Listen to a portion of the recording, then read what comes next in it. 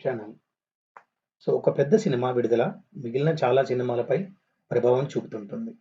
ముఖ్యంగా విడుదల ప్రణాళికలు లేని తెలుగు చిత్రసీమలో ఇది ఇంకాస్త ఎక్కువ.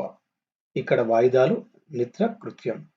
మెజారిటీ సినిమాలు అనుకున్న సమయానికి రావు. కొన్ని సినిమాల విడుదల తేదీని పక్కా చేసుకొని రంగంలోకి దిగినా సరే, ఆ సమయానికి వేరే పెద్ద సినిమా రాక ఖరారైందంటే క్యాలెండర్ మొత్తం తారుమారు అవ్వాల్సిందే.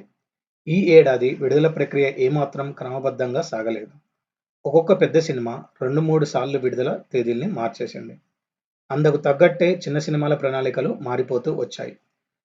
ఎప్పటినుంచో ఊరిస్తూ వస్తున్న 'రామ్ చరణ్ గేమ్ చేంజర్' చిత్రాన్ని క్రిస్మస్‌కు విడుదల చేస్తున్నట్టు నిర్మాత దిల్ రాజు ప్రకటించడంతో ఏడాది చివర్లో ఆట పూర్తిగా మారిపోతున్నట్టే అని పరిశ్రమ వర్గాలు అంచనా వేస్తున్నాయి. నాగ చైతన్య, నితిన్‌ల చిత్రాలు క్రిస్మస్ లక్ష్యంగానే చిత్రీకరణ చేసుకుంటున్నాయి. మరి 'రామ్ చరణ్' సినిమా వస్తుందంటే ఆ సినిమాల విడుదల ప్రణాళికలు మారిపోవడం ఖాయం.